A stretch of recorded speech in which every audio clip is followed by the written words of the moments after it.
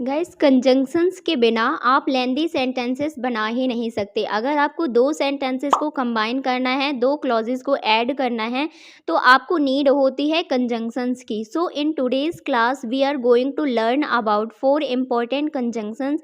First is as soon as, second is as long as, third is as far as, and fourth is as well as. अब देखिए, ये conjunctions आपको काफ़ी similar से लग रहे होंगे क्योंकि सभी के स्टार्टिंग में एज आ रहा है और सभी के लास्ट में भी एज ही आ रहा है, लेकिन इनकी मीनिंग बिल्कुल ही डिफरेंट होती है। तो चलिए क्लास को स्टार्ट करते हैं और समझते हैं कि कैसे इनका यूज़ करना है। तो देखिए, सबसे पहला हमारा कंजंक्शन है एज लॉन्ग एज। इसकी हिंदी मीनिंग की अगर हम बात करें तो इसका हिंदी मीनिंग कुछ इस तरीके से निकलता है, जब तक तब तक। आप लोगों ने हिंदी में कुछ इस तरीके से सेंटेंसेस सुने होंगे, जैसे जब तक मैं यहाँ हूँ तब तक तुम अपना काम कर लो, जब तक वो यहाँ आएंगे तब तक हम यहाँ से निकल चुके होंगे। तो जब आपके हिंदी के सेंटेंस में जब तक और तब तक आएगा तो आपको यूज़ कर लेना है एज लॉन्ग एज का। अब यहाँ पे आपको ध्यान देने वाली बात ये है कि एज लॉन्ग एज के बाद आप जो सेंटेंस लिखेंगे वो या तो प्रेजेंट में हो सकता है या फिर पास्ट में हो सकता है, लेकिन याद रखिएगा कि फ्यूचर में कभी नहीं होगा। इसे एक एग्जांपल से समझिए, जैसे कि एक सेंटेंस है, मैं तुम्हारा साथ दूंगी जब तक तुम ईमानदार रहोगे। तो जो पहला सेंटेंस है, मैं तुम्हारा साथ दूंगी, ये फ्यूचर में है, इसे हम फ्यूचर में ही बनाएंगे। तो यहाँ पे सेंटेंस बनेगा आई विल सपोर्ट यू। लेकिन ध्यान दीजिए कि जब तक के बाद जो सेंटेंस है ये भी फ्यूचर में है, तुम ईमानदार रहोगे, लेकिन यहाँ पे हम सेंटेंस फ्यूचर में नहीं बनाएंगे, यहाँ पे हम सेंटेंस बनाएंगे प्रेजेंट में। तो यहाँ पे आपका सेंटेंस बनेगा as long as you are honest. तो आप देख पा रहे होंगे कि पहला जो सेंटेंस है वो हम किसी भी टेंस में ले सकते हैं, फ्यूचर में भी ले सकते हैं, लेकिन एज लॉन्ग एज के बाद जो सेंटेंस बनाएंगे हम वो या तो प्रेजेंट में होगा या फिर पास्ट में होगा। इस चीज़ को याद कैसे रखेंगे, याद रखने की एक ट्रिक मैं आपको दे रही हूँ। देखिए, अगर आप फ्यूचर की बात करेंगे तो आपको सेंटेंस प्रेजेंट टेंस में बनाना है, और अगर पास्ट की बात करेंगे तो सेंटेंस एज लॉन्ग एज के बाद पास्ट में बनेगा। ओके। अब यहाँ पे एक कन्फ्यूजन और हो सकती है आप लोगों को कि मैम आपने तो बताया कि एज लॉन्ग एज का मतलब होता है जब तक तब तक, लेकिन इस वाले सेंटेंस में तो तब तक आया ही नहीं है। तो देखिए, ऐसा ज़रूरी नहीं है कि अगर आप जब तक बोल रहे हैं तो आपको तब तक भी बोलना पड़ेगा, क्योंकि हिंदी में सबके बोलने का तरीका अलग अलग होता है, लेकिन इंग्लिश में सेंटेंस एक ही तरीके से बनेगा। किसी सेंटेंस को कोई हिंदी में इस तरीके से भी बोल सकता है कि जब तक तुम ईमानदार रहोगे तब तक मैं तुम्हारा साथ दूंगी, तो तब भी सेंटेंस ऐसे ही बनेगा। अब देखिए नेक्स्ट एग्जांपल, इसी तरीके से अगर आपको बोलना हो कि तुम यहाँ रह सकते हो जब तक तुम चाहो। अब अगेन आप हिंदी के सेंटेंस को अपने तरीके से बोल सकते हैं। कोई इस सेंटेंस को इस तरीके से भी बोल सकता है, जब तक तुम चाहो तब तक तुम यहाँ रह सकते हो। सो हिंदी के सेंटेंस को आप जैसे चाहें वैसे बोल सकते हैं। यहाँ पे हम हिंदी पे उतना फोकस नहीं करेंगे क्योंकि इंग्लिश की क्लास है। तो इंग्लिश में सेंटेंस कैसे बन रहे हैं उसे समझिए। देखिए, जो फर्स्ट लाइन सेंटेंस की लिखी गई है, तुम यहाँ रह सकते हो, इसके लिए हम लिखेंगे यू कैन स्टे हेयर, जब तक तुम चाहो, as long as you want. अब इसी सेंटेंस को कोई इस तरीके से भी लिख सकता है, as long as you want you can stay here. देखिए, दोनों सेंटेंसेस बिल्कुल सेम हैं। हमने क्या किया, हमने बस ये किया कि एज लॉन्ग एज के साथ जो सेंटेंस है उसे उठाकर हमने स्टार्टिंग में लिख दिया, और जो स्टार्टिंग का सेंटेंस था उसे उठाकर हमने पीछे लिख दिया। तो आपको इतना ध्यान रखना है कि अगर आप एज लॉन्ग एज को सेंटेंस के स्टार्टिंग में लिखते हैं तो आपको कॉमा लगाना पड़ेगा, और अगर आप मिडिल में लिखते हैं तो आपको कोई कॉमा लगाने की ज़रूरत नहीं होती है। सो देखिए नेक्स्ट एग्जांपल, जब तक हम साथ हैं हमें कोई तोड़ नहीं सकता। अगेन इस सेंटेंस को भी आप दो तरीके से लिख सकते हैं। पहला तरीका है कि एज लॉन्ग एज को स्टार्टिंग में लिखना। तो यहाँ पे एज लॉन्ग एज को अगर स्टार्टिंग में लिखेंगे तो सेंटेंस कुछ इस तरीके से बनेगा, as long as we are together, जब तक हम साथ हैं, नथिंग कैन ब्रेक अस, कोई हमें तोड़ नहीं सकता। और दूसरा तरीका क्या है, दूसरा तरीका है एज लॉन्ग एज को सेंटेंस के मिडिल में लिखना, यानी कि ये जो आपका लास्ट का सेंटेंस है नथिंग कैन ब्रेक अस, इसको उठाकर सेंटेंस के स्टार्टिंग में लिख देना, और जो एज लॉन्ग एज वाला पार्ट है उसको सेंटेंस के लास्ट में उठाकर लिखना। तब आपका सेंटेंस कुछ इस तरीके से बनेगा, nothing can break up, nothing can break us as long as we are together. अब आप देख पा रहे होंगे कि जब हमने एज लॉन्ग एज को सेंटेंस के मिडिल में लिखा तो हमने कोई कॉमन नहीं लगाया है। So I hope this is clear to all of you. सो अब देखिए, अब हमारा नेक्स्ट कंजंक्शन है जो है एज सून एज। इसका मतलब होता है जैसे ही या ज्यों ही।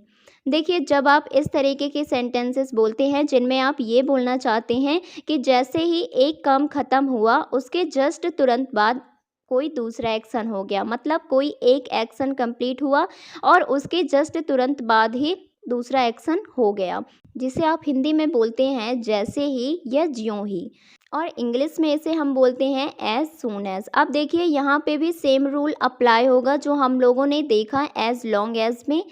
यहाँ पे भी एज सून एज के साथ जो सेंटेंस होगा वो या तो प्रेजेंट में होगा या फिर पास्ट में हो सकता है, लेकिन फ्यूचर में नहीं होगा। तो जैसे ही के साथ वाला सेंटेंस अगर आपका फ्यूचर में है तो आप उसे बनाएंगे प्रेजेंट में, और अगर पास्ट में है तो वो बनेगा पास्ट में। देखिए, जैसे कि एक एग्जांपल देखिए, जैसे ही मैं घर पहुँचूँगा मैं तुम्हें कॉल करूँगा। अब देखिए, दोनों सेंटेंसेस यहाँ पे फ्यूचर में है, जैसे ही मैं घर पहुँचूँगा मैं तुम्हें कॉल करूँगा, लेकिन जैसे ही के साथ वाला सेंटेंस फ्यूचर में होने के बावजूद हम इसे प्रेजेंट में बनाएंगे। तो हम सेंटेंस यहाँ पे बनाएंगे as soon as I reach home, जैसे ही मैं घर पहुँचूँगा मैं तुम्हें कॉल करूँगा, आई विल कॉल यू। अब इसी सेंटेंस को आप इस तरीके से भी लिख सकते हैं, I will call you as soon as I reach home. तो दोनों तरीके से आप सेंटेंस को बोल सकते हैं। जैसे ही उसने मुझे देखा वह मुस्कुराई। अब यहाँ पे देखिए, दोनों ही सेंटेंसेस हमारे पास्ट में हैं, और मैंने आपको रूल में क्या सिखाया कि जैसे ही के साथ वाला सेंटेंस अगर आपका पास्ट में है तो वो पास्ट में ही बनेगा। तो यहाँ पे आपका सेंटेंस बनेगा जैसे ही उसने मुझे देखा, एज सून एज सी सॉ मी, वह मुस्कुराई, सी स्माइल्ड, या फिर आप बोल सकते हैं सी स्माइल्ड एज सून एज सी सॉ मी। इसी तरह से अगर आपको बोलना हो कि जैसे ही मुझे खबर मिलेगी मैं तुम्हें मैसेज करूँगा। अब मुझे पता है कि आप लोग अब तक सीख चुके हैं कि कैसे क्या रूल अप्लाई करना है। तो यहाँ पे आपका सेंटेंस बनेगा, I will message you as soon as I get the news, और you can say as soon as I get the news I will message you. तो आप किसी भी तरह से बोलिए, बस इतना ध्यान रखिएगा कि एज सून एज के बाद आपको विल नहीं लगाना है, यानी कि सेंटेंस को फ्यूचर में नहीं बनाना है। सो नेक्स्ट हमारा कंजंक्शन है एज वेल एज। इसका मतलब होता है के साथ साथ। देखिए, जब आपको किसी चीज़ में कोई एक्स्ट्रा चीज़ ऐड करनी होती है, फिर चाहे वो कुछ भी हो, अगर आप किसी पर्सन की क्वालिटी बता रहे हैं और उसी में आपको कुछ एक्स्ट्रा चीज़ ऐड ऑन करना है, या फिर किसी की, आप मान लीजिए कि कोई मोबाइल फ़ोन है उसका फीचर आप बता रहे हैं, उसमें आपको कोई एक्स्ट्रा चीज़ ऐड ऑन करनी है, तो आप उसमें यूज़ करते हैं एज वेल एज का। आप देखिए, एज वेल एज जितना सिंपल आपको लग रहा होगा ये उतना सिंपल है नहीं, ये आप लोगों को काफ़ी कंफ्यूज कर सकता है। अब कंफ्यूज आपको नॉर्मल सेंटेंसेस में नहीं करेगा, आपको कंफ्यूज कुछ इस तरीके के सेंटेंस में करेगा, जैसे ही as well as his friends is going to the party. पहले आप इंग्लिश देख लीजिए, फिर मैं आपको हिंदी बताऊंगी। तो आप इस सेंटेंस को देखिए, he as well as his friends is. अब ये जो इज़ आया है ना, यही आपको कंफ्यूज कर रहा होगा कि हिज फ्रेंड्स के बाद आर आना चाहिए था, क्योंकि हिज फ्रेंड्स मतलब हम एक से ज़्यादा लोगों की बात कर रहे हैं, सब्जेक्ट हमारा प्लूरल है, तो ग्रामर के अकॉर्डिंग तो आर आना चाहिए, लेकिन यहाँ पे इज़ क्यों लिखा गया है।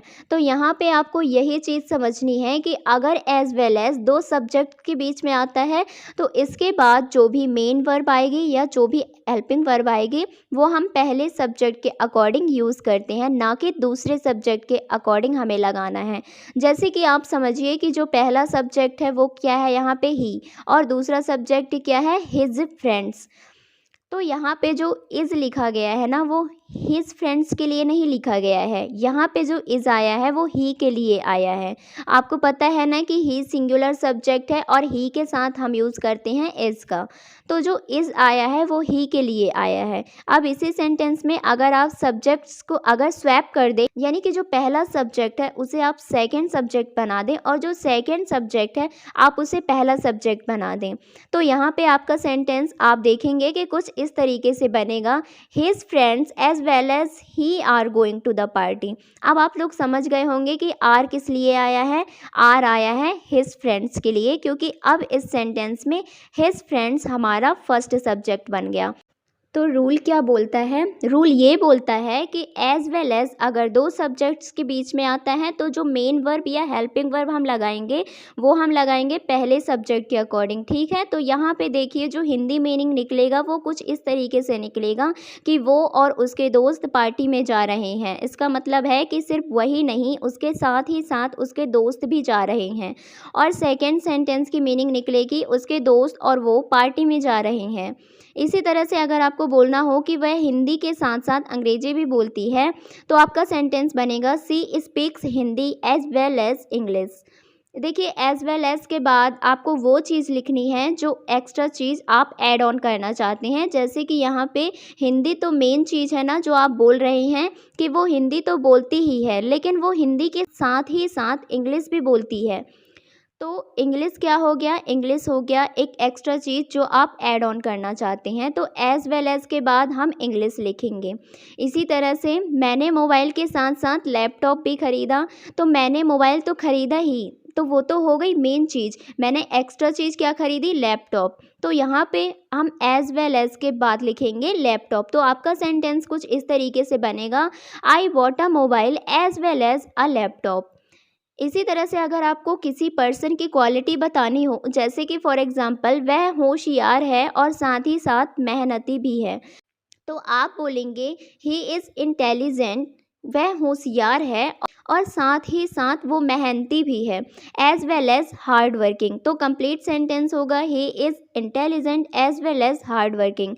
तो एज वेल एज का यूज़ आप अपने सेंटेंस में काफ़ी आराम से कर सकते हैं। बस एक ही ट्रिकी पार्ट होता है जो मैंने आपको स्टार्टिंग में बताया है एग्जाम्पल के साथ, वो दो सब्जेक्ट्स वाला, बस उसे याद रखिएगा, बाकी आप आराम से सेंटेंस को बना सकते हैं। अब देखिए लास्ट है एज़ फार एज़, इसका मतलब होता है जहाँ तक। जब आप लोग कुछ इस तरीके के सेंटेंसेस बनाते हैं जिनमें आप ये बोलते हैं कि जहाँ तक मेरा मानना है, जहाँ तक उसका सवाल है, जहाँ तक मुझे पता है, या फिर जहाँ तक किसी भी चीज़ की बात हो रही है, तो उस केस में आपको यूज़ कर लेना होता है एज़ फार एज़ का। जैसे कि एग्ज़ाम्पल देखिए, जहाँ तक मुझे पता है वह बेगुनाह है। जहाँ तक मुझे पता है, as far as I know, वो बेगुनाह है, ही इज़ इनोसेंट। इसी तरह से अगर आपको ये बोलना हो कि जहाँ तक मैं देख पा रहा हूँ सब ठीक है, तो आपका सेंटेंस होगा as far as I can see, जहाँ तक मैं देख पा रहा हूँ सब ठीक है, एवरीथिंग इज़ फाइन। या फिर आपको बोलना हो जहाँ तक पैसों की बात है मेरे पास पर्याप्त है। पर्याप्त मतलब इनफ मनी है। तो सेंटेंस आपका बनेगा as far as money is concern. एक चीज़ ध्यान रखिएगा, जब आप इस तरीके के सेंटेंस बनाएंगे जिसमें आप ये बोलेंगे कि जहाँ तक किसी चीज़ की बात है या जहाँ तक किसी चीज़ का सवाल है, जैसे यहाँ पे हम क्या बोल रहे हैं कि जहाँ तक पैसों की बात है, तो वहाँ पे हम इस कंसर्न का यूज करना होता है। ठीक है, तो इसीलिए हम लोगों ने सेंटेंस में बनाया as far as money is concerned I have enough, मेरे पास पर्याप्त है। इसी का एक और एग्जांपल लेते हैं, जैसे कि अगर आपको बोलना हो कि जहाँ तक मौसम का सवाल है आज बारिश होगी, तो देखिए यहाँ पे भी हम क्या बोल रहे हैं कि किसी चीज़ का सवाल है या किसी चीज़ की बात हो रही है, तो हम सब्जेक्ट के अकॉर्डिंग इज़ लगाएंगे, इसके साथ में कंसर्न। तो सेंटेंस बनेगा as far as weather is concern it will rain today. अब यहीं पे अगर आपका सब्जेक्ट प्लूरल हो, जैसे जहाँ तक उनकी बात है, तो हम लिखेंगे as far as they are concern. तो सब्जेक्ट के अकॉर्डिंग आप इज़ या आर लगाएंगे। ओके, सो गाइस आज की क्लास में हम लोगों ने 4 ऐसे इंपॉर्टेंट कंजंक्शंस को सीखा है जिनका यूज़ करके आप अपने सेंटेंसेस को लेंदी बना सकते हैं। सबसे पहले हम लोगों ने सीखा एज लॉन्ग एज, जिसका मतलब होता है जब तक या तब तक। आप सिर्फ जब तक बोलेंगे तब भी चलेगा, या फिर आप जब तक तब तक बोलेंगे तो भी चलेगा। फिर आप लोगों ने सीखा एज सून एज, इसका मतलब होता है जैसे ही या ज्यों ही। थर्ड आप लोगों ने देखा एज वेल एज, जिसकी हिंदी मीनिंग होती है के साथ साथ। और लास्ट आप लोगों ने देखा एज फार एज, जिसकी हिंदी मीनिंग होती है जहाँ तक। सो आई होप आप लोगों को ये सभी कंजंक्शंस अच्छे से समझ में आ गए होंगे। और गाइस, इस वीडियो में कोई भी कन्फ्यूजन हो तो मुझे कमेंट करके ज़रूर बताइएगा। अब मैं आपको कुछ क्वेश्चंस प्रैक्टिस के लिए दे रही हूँ। इन क्वेश्चंस का आंसर क्या होगा आप कमेंट करिएगा। Thanks for watching.